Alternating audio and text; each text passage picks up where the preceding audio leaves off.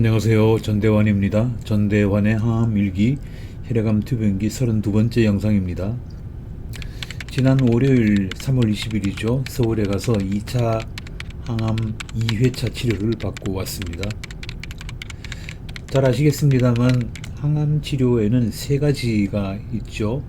첫째는 수술인데 제 경우는 수술을 해서 제거할 수 있는 암은 아니고요.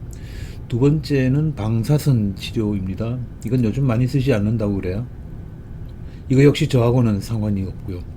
세 번째가 약물 치료 또는 화학 치료인데 이게 제가 받고 있는 치료 방법입니다.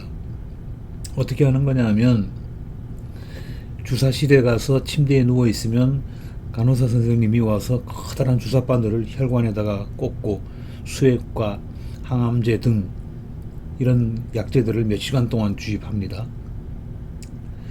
주사실에 가기 전에 반드시 해야 하는 일이 몇 가지가 있는데요. 첫째는 키와 몸무게를 재는 겁니다. 그 다음에는 혈압을 재서 결과지를 들고 가야 합니다. 이 가운데서 키는 이 나이에 변화가 있을 리가 없고요. 몸무게는 69에서 70kg 사이를 왔다 갔다 합니다. 작년에 몸무게가 쭉 빠질 때 처음에는 84kg였었는데요. 그게 64kg까지 빠졌습니다. 병원에 다니면서부터 살이 좀 붙었죠. 그 이후로는 몸무게가 69kg 안팎으로 고정이 된 것 같습니다. 이건 좋은 현상이고요. 몸무게가 거의 고정된 시점부터 혈압도 정상으로 돌아왔습니다. 작년에는 혈압이 100에서 140 높을 때는 160 이상까지 올라가는 일도 있었습니다만은 그러다가 작년 말부터 제가 채식을 시작했잖아요. 그때부터 몸무게가 일정하게 유지되었습니다.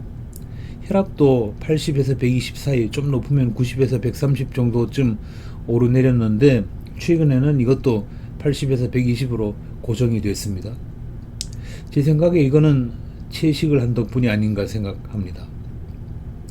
거기까지는 좋은데 2차 항암약이 좀 독한 것 같다고 말씀드렸잖아요. 1회차 치료를 받고 2주쯤 됐을까요? 어느 날 머리를 감는데 머리카락이 한 움큼 빠지는 거예요. 항암 치료를 받으면 머리카락 빠지는 일이 많다고 들었고, 또 실제로 병원에 가보면 삭발을 하고 모자를 쓰고 오시는 분들이 꽤 많습니다. 저는 1차 항암 치료 36회를 받는 동안 그런 일이 없었는데요. 근데 2차 항암 치료를 한 번 받은 뒤에 이런 일이 생긴 겁니다. 그럴 수도 있는 일인데 그런 일이 저한테 닥치니까 기분이 좀 묘합니다.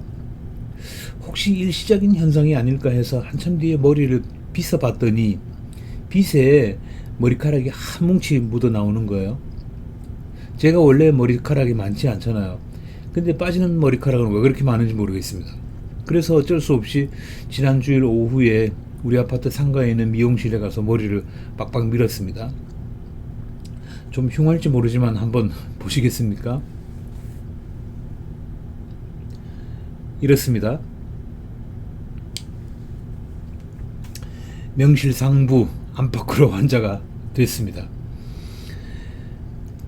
그건 그렇고 한 가지 더 말씀드리면 제가 잠을 잘 못 잔다고 그랬잖아요. 그래서 정신건강의학과에서 약을 처방받아서 먹고 그럭저럭 잠을 자는데 정신과 선생님 말씀으로는 제가 먹는 약은 몇 년씩 먹어도 크게 문제될 건 없다고 그래요. 그래서 밤에 자기 전에 알약 2개 하고 캡슐 약 1개를 먹는데 약을 먹는다고 해서 밤새도록 깊이 자는 건 아니고요. 한 서너 시간 자다가 한 번씩 깨서 뒤척이다가 또 자고 그럽니다. 근데 의사 선생님 말씀이 어느 시점을 잡아서 캡슐 약을 한번 끊어보라고 그래요. 시험을 해봤습니다. 며칠 전부터 캡슐 약은 버리고 알약만 2개 먹고 자는데 잠의 양이나 질이 그 전과 별로 차이가 없어요. 이것도 감사한 일입니다. 이렇게 해서 언젠가는 약 없이 잠을 잘 수 있는 날도 오겠죠. 그리고 그 밖에 손이 가끔씩 아프다가 가렵다가 그러는데 이것도 약의 힘을 빌려서 그럭저럭 견디고 삽니다. 그리고 계단 오르내리는 건 연습을 매일 해서 그런지 요즘에는 조금 나아져서 한결 가볍게 오르내리고 있습니다. 오늘 여기까지 말씀드리겠습니다. 다음 영상에서 뵙겠습니다. 고맙습니다. 늘 건강하게 지내시기를 바랍니다.